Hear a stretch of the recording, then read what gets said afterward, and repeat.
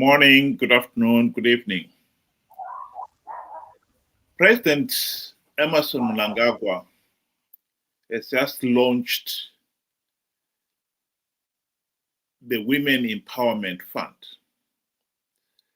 in which is giving away 3 million plus other things.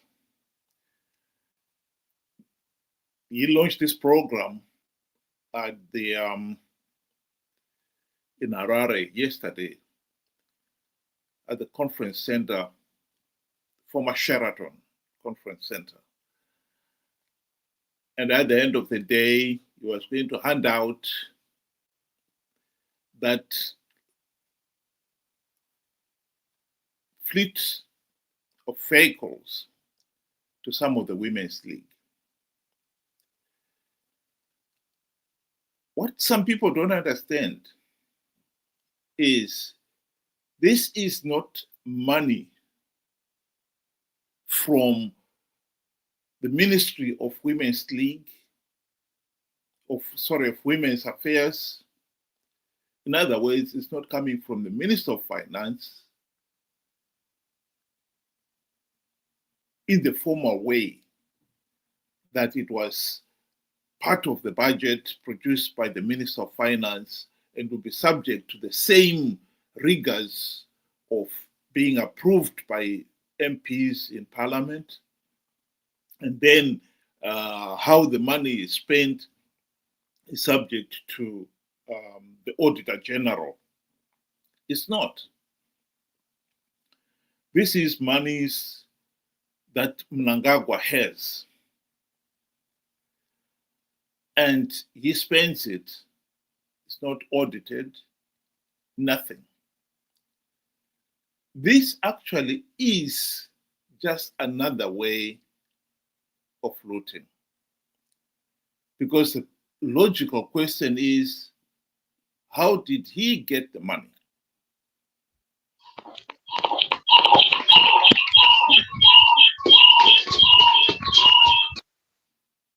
So this is the problem. What we are witnessing here is just another version of looting, or rather justifying the continued looting of the nation's resources. Let's start by asking ourselves, where did Mnangagwa, where is he getting all this money? Because this is not the first time he's giving away with these presidential funding schemes. He has given some for the war veterans. He has given some for many other groups. Where is he getting the money? Ben, welcome to the program. Good day to you and good day to our viewers. Thank you for joining us. It's worrying that, this whole mess is a never-ending roller coaster ride. The level of spending, the level of corruption in Zimbabwe, you would think, I think we have reached the peak of it, and then we go and scale even higher. The question you asked is, where are they getting all these funds? We know Zimbabwe is not doing well economically. We are up to our necks in debt. We owe so many, the IMF, the Chinese, Africa Bank, and we are failing to pay all these, loans. But here we are, we can afford all these luxuries and so many schemes. You mentioned those are just the few. I think ever since Mnangagwa came into office, he's been scheming everything. The Mawindis, everything, you name it, he schemed it. And he's empowering, he's saying he's empowering, but we all know that Zimbabweans are living in abject poverty. EasyJet's Big Orange sale is now on. Sorry, Ben, go ahead. The question is, where is this here money coming from? And the most logical explanation that comes up is the documentary that came, from Al Jazeera, the one that was titled The Gold Mafia, where it explicitly outlines the money flow of illicit gold dealings. That is the only, logical explanation to it. Let's take a few minutes just to listen to it.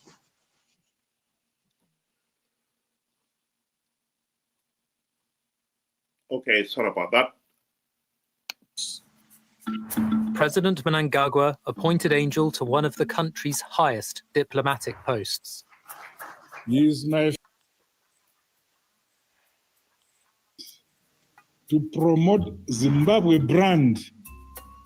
We had to subject this young man to training in diplomacy. It's difficult to train a prophet. We were surprised that he did well. An ambassador at large, I'm ambassador to 85 countries, but I'm the special envoy.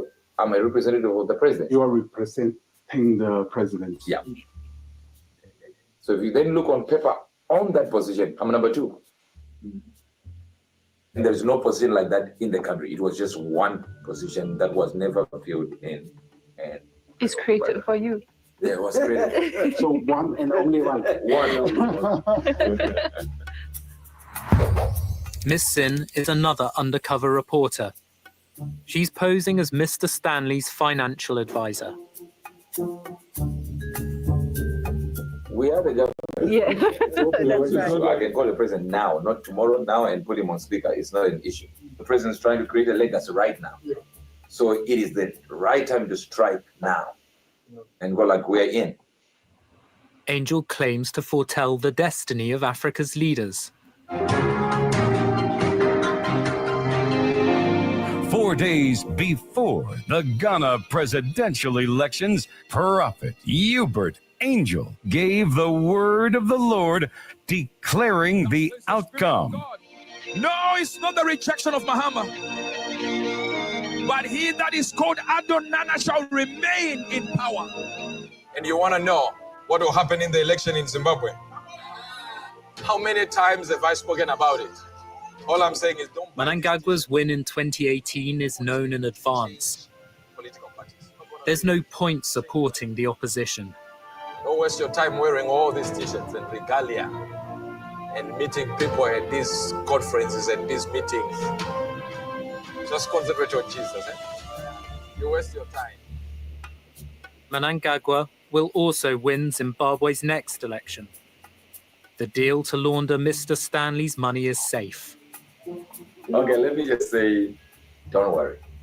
Yeah. The president. This president will be president until he dies. Well, he was right there. When it comes to elections, ZANU-PF has never had any problems because they rig elections. That is at the heart of it. But in terms of corruption, this documentary, one of the things that they revealed is how money, our gold, Zimbabwe's gold, is being looted. The guys who are responsible for smuggling it out of the country, they don't keep any records at all. They get a certificate, a license, saying you're allowed to export gold. They use the same license over and over again.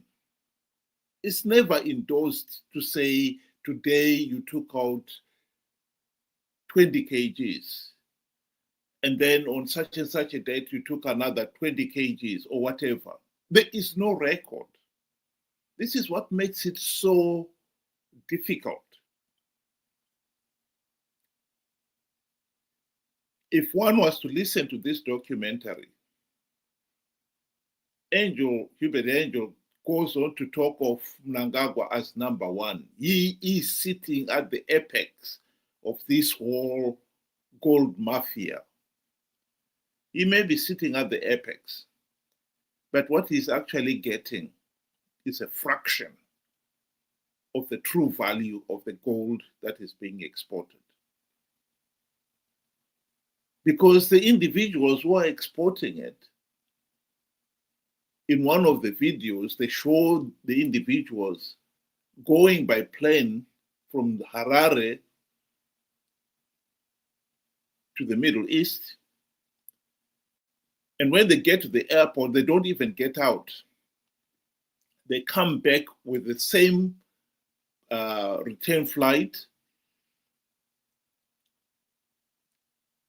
with another suitcase of money. They don't get out at Harare International Airport. Somebody missed them there with another suitcase full of gold, and they can make as many as 3 or 4 trips a day. No record is kept. What they declare is what they declare. And so if they declare that they exported 50 kgs, when in reality they went to Dubai 4 times, and each time with a 50 kg weight of gold, who is to say no? So in other words, the looting, because there's no record being kept, is worse than what it is. What the people know, what the individuals know about what is being looted is a fraction. So the 3 million that Mnangagwa is boasting here that he's giving away to the women for women empowerment, how much did the nation pay to the looters? It could be as much as 100 times, 1,000 times. This is the problem with the looting. Looting under Robert Mugabe was bad. Under Mnangagwa, it is accelerated. That is where our problem is. At the present moment, under Mugabe, the looting was confined mostly to diamonds. But ever since Mnangagwa took over, it has been extended to gold, lithium, platinum. There have been reports of trucks crossing the border at Forbes to the Mozambique ports, full of minerals, tons of minerals. How much are we getting for it? A fraction of the true value of those minerals. And then he brings the money, the 3 million, and he shows it around and gives it around with all the usual song and dance. And people think, oh, we are doing well. We are not doing well. As long as there is no record of how much we have sold and how much we are getting, this is just another version of looting, and the money is wasted. The other aspect I would like to talk about is that the recipient, those who are receiving these funds are wasting it. Ben, do you want to pick up on that one? You know, it's really sad that a lot of people, you know, do not take the time or do not seem to understand, you know, the effort that has been put by, you know, organizations like Al Jazeera to give us this information. Very useful information that actually gives us a, you know, what is happening in our country, the level of corruption that we have reached. And like you said, we are not just talking of diamonds and gold now. We are talking about almost, a different variety of minerals that are moving out of the country, some in the dead of the night, some covered up, it's in overdrive. Mnangagwa's Second Republic or regime has taken corruption to another level. And, there seems to be no stopping it. On the local front, they have what they call the Shiganandas. These are doing the dirty jobs within Zimbabwe. Then they have, the ones described in the Gold Mafia documentary that have taken it to international, spaces. There is no stopping them because we as a people have failed to act upon the evidence that we have been given. We have remained quiet despite us having evidence and facts to prove the amount of corruption that is going within the one country. It's just ridiculous.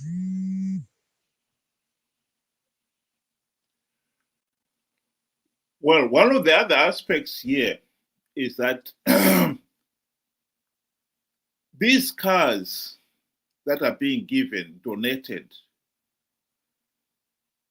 millions of dollars are spent buying cars, particularly when it comes to buying cars. We saw in one of the pictures there, Wicknell Chivayo, who is one of Mnangagwa's cronies, and he is in the habit of buying very expensive cars for various individuals with clearance from Mnangagwa. We have got a situation where some of the hospitals do not have medicine. Our schools are in a sorry state because of decades of poor investment. It is ridiculous that a nation like that should be spending millions of dollars on expensive cars. But the reason for it is very simple. When you're looking at spending money on roads, schools, healthcare, and so forth, of national interest, those are not going to make Mnangagwa popular. That's why he's not spending money in those things. What we are facing here is a situation where Mnangagwa is looking at his own personal popularity, and the glory of Caesar is now trumped the good of Rome, the good of the Commonwealth. And this is a contest that we have got to realize we are bound to lose. Economic development comes from putting emphasis on the good of the country as contrast to the glory of the individual. And in Zimbabwe, we really have got the whole thing back to front. Our priorities are completely warped. We are not driving the nation's economic development by splashing money on expensive trinkets for the few. And invariably, the same individuals who are getting cars now, if one was to trace their history, will find they benefited from other projects. And when they got the money, they never used it, they wasted it, and they are back again to benefit from another scheme. And this is just an ongoing thing. The real people at the bottom are not benefiting. In his speech, apparently, at this women's donation, Mnangagwa was boasting of he is trying to help women to economically grow, empower them, and fighting against the ill effects of the sanctions and climate change. The truth of the matter is that is not true. Take, for instance, if we look at women, how many women in Zimbabwe are teachers and nurses? They are economically empowered. They are poor today because of the decades of poor wages. Nothing to do with sanctions. Nothing to do with climate change. And I can tell you, those are the women who need economic empowerment, and they are not getting it. The 3 million will never reach the majority of those women who are in need. The majority of the beneficiaries of these schemes are those women who are seen to be promoting Mnangagwa's political ambitions. This is the level of waste that we see in Zimbabwe. And we keep recycling it over and over again. That is the tragedy of Zimbabwe.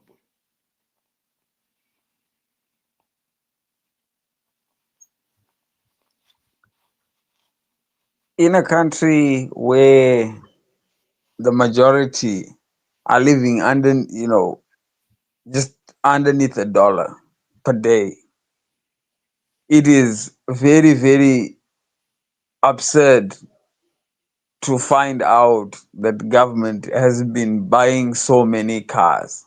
I think within a year, the total number of cars being bought for so many schemes are ridiculous. And in a country where the number of ambulances that we have that are servicing, let's talk about the major hospitals. Some major hospitals don't even have an ambulance. But we have money to buy for these leagues and provinces and so forth. One has to question who the reason behind all this and the priorities, how they are aligned to the masses that are suffering. The good word that the Gold Mafia documentary used was for money laundering was how Zimbabwe washes a washing machine, how they wash dirty money and bring it back into circulation. These are the same individuals that are stealing from us blind. And then they come back and do a little PR with the change that they have decided to give our way. And we sing songs of praise and we are very thankful to them. The truth is, ZANU-PF is a corrupt government. They are responsible for all the failings that we are seeing today within the Zimbabwean economy. They have looted everything that you could think of. You know, you can look at wherever it's profitable, ZANU-PF has a hand in it. They have their henchmen in it. And I must agree, you know, the level of corruption, you can never have any meaningful development. No matter how many schemes you come up with, they have all sunk because the level of corruption is from the top right to the bottom. Everybody is stealing as the money flows. By the time it gets to the person, if it gets, because like I said, 90% of the people in Zimbabwe right now are living underneath $1 a day. So you may buy 10 cars and 20 cars and share $20,000 amongst millions. It does not help in any way. And this is why you find Zimbabwe is a failed state. There is no development whatsoever. There is no growth. And above all, there is no light at the end of the tunnel right now. Zimbabwe is sinking deeper and deeper into the unknown. This is sad, but this is reality. My closing remarks will have to be, what is the way forward? Well, as long as